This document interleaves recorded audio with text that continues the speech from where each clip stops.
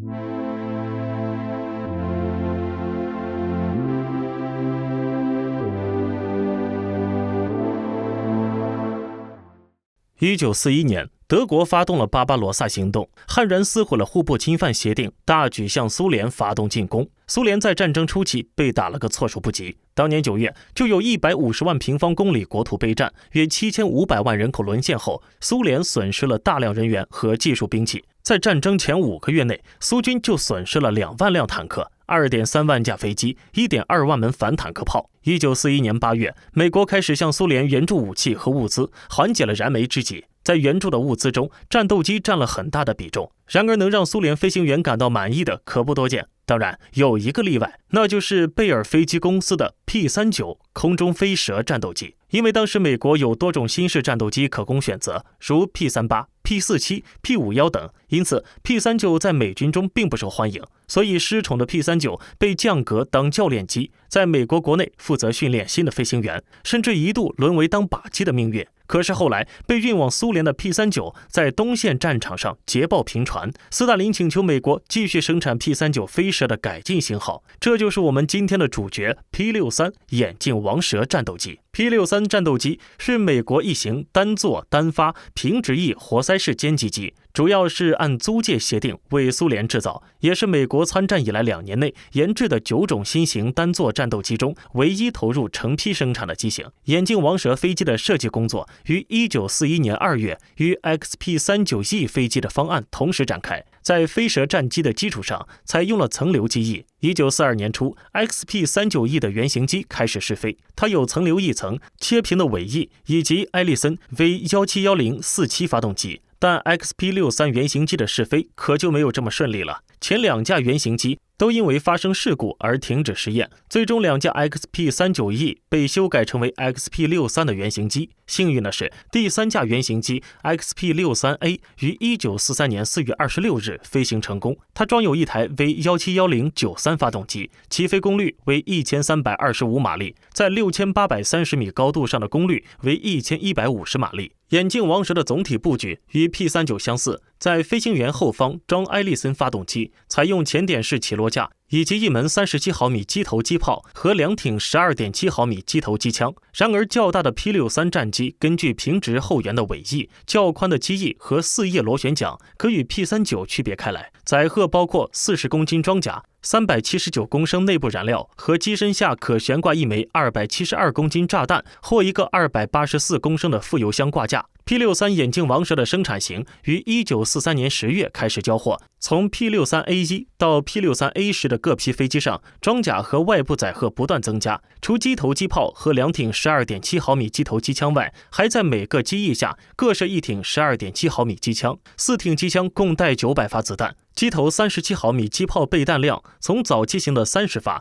增加到 P-63A9 的58发。装在机腹下的663公升宝型转场油箱可换成一枚272公斤炸弹或284公升的副油箱。而从 P-63A6 开始的眼镜王蛇飞机，机翼外侧有挂架，可悬挂副油箱或另外2枚272公斤的炸弹。在 A5、A8、A9 和 A10 飞机上的装甲重量分别增至 81.3 公斤、88.8公斤、90.5公斤和121公斤。P-63 战斗机成员1人，机长 9.96 米，机高 3.84 米，翼展 11.68 米，空重2892千克，最大起飞重量4763千克，最大飞行速度660千米每小时，最大航程354千米。P-63A 型装有一台 V1710-117发动机，406公升内部燃油和 91.2 公斤装甲，在机尾下有一个延伸旗。美国陆军航空队使用过早期的 P-63A 飞机，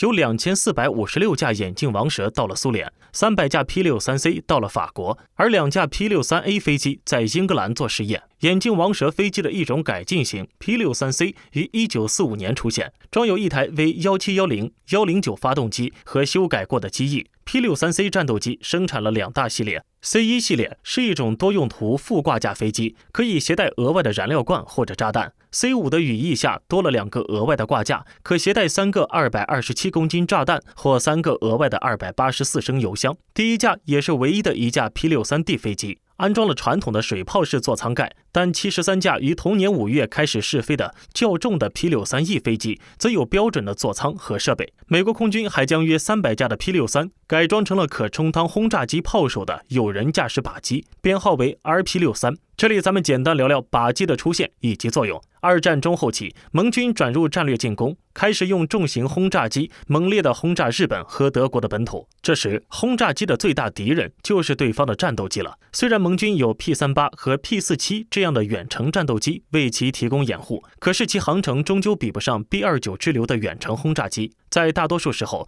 巨大昂贵的空中巨无霸不得不只依靠自身的机枪和机炮给自己护航。在这样的情况下，飞机的战损率非常的高，有时甚至会达到20%以上。面对这样巨大的损失怎么办？最快捷的办法就是提高空勤人员，尤其是机枪、机炮射手的战斗水平。可是，在二战时期，根本就没有什么飞行模拟器，战斗机的训练可以让飞行员们开着飞机去天上翻跟头、拿大顶。可是轰炸机炮手们的训练就只能操着炮塔或机枪在空中打直线拖把。正在美国军方头疼不已时，也不知是哪位高人出了个主意，让轰炸机的飞行员们用一种易碎弹在空中去打一种改装的有人驾驶的靶机。首先，一种有树枝合成的易碎弹被发明了出来，之后就开始寻找一种能够冒着自己人炮火前进的飞机。找来找去，大家的目光一致落在了 P-63这块鸡肋上。首先是因为它在一线没什么作用，然后是因为它的发动机在机身的中部被包裹得很严实，比较安全。结果一大批倒了大霉的 P-63被拆掉了武器，加装了装甲，编号也被改成了 RP-63。由于 RP-63外面加装了近1吨的装甲，座舱盖也进行了加固处理，所以里面的操作员处于一个相对安全的环境中。跟现在的无人靶机一样， RP-63外面也涂上了橙色的油漆，它们成了人类战争历史上空前绝后的一个机种——有人驾驶靶机。各种型别的 RP-63一共大约出产了300多架，他们没有在战场上浴血杀敌，却一再的高喊向我开炮。配备眼镜王蛇的4个航空团参加了1945年对日进攻作战，其中第10航空军的第410、第888战斗机团参加了勘察加战役，第12航空军的第781、第940战斗机团驻扎在蒙古。这些团共装备137架 P-63，因此可以说苏联空军装备的95%眼镜王蛇都没有参加第2次世界大战，似乎他们特别珍惜这些战斗机，舍不得派遣他们去执行战斗任务。可以说 P-63眼镜王蛇是美国在战争期间提供给苏联性能最好的战斗机，无论飞行性能、战斗力、综合性能都超过了1945年初苏联空军拥有的所有战斗机。由于二战的结束，美国在租借法案所有条款结束之后就停止提供相关的备件。1949年开始，苏联空军禁止 P-63使用最大功率状态。尽管由于这样造成了发动机性能的下降，但这样的结果也让这些眼镜王蛇可以装备到1953年。有趣的是，最后一架 P-63眼镜王蛇几乎与拉11战斗机同时报废。苏联最高司令部认为，击败德国之后，苏联很可能会与昔日的反法西斯盟友爆发武装冲突，因此苏联空军必须小心对待这些先进的美国战斗机，以便战争爆发时能够发挥其特殊作用，对付美英空中力量。1944年夏，停在阿拉斯加费尔班克斯机场的眼镜王蛇机身已经采用了苏联空军标准的涂装，机身上还有白边红星机徽，机翼下挂载了副油箱，可以增加航程。这些战斗机配备了无线电罗盘，就是座舱后方的圆环形天线。这种先进的机载设备在当时的苏联战斗机上都没有配备。从 P-39到 P-63装备的37毫米大口径火炮单发命中所造成的毁伤，给苏联人留下了深刻的印象。于是在战后所研发的喷气式战斗机几乎都延续了这一设计，在每架战斗机上都采用大口径火炮，最小的口径也是20毫米机炮，可见苏联人对于大口径火炮的热爱。尽管战争后期美国终于愿意将 P-38、P-47等优秀的战机援助给苏联的时候，苏联人还嫌弃他们火力太弱，机炮口径太小，还是手里的 P-39、P-63香。本期的视频就到这里了，请持续关注我们，既可以收看最新视频，又能浏览往期的精彩。欢迎在评论区留言，我们下期再见。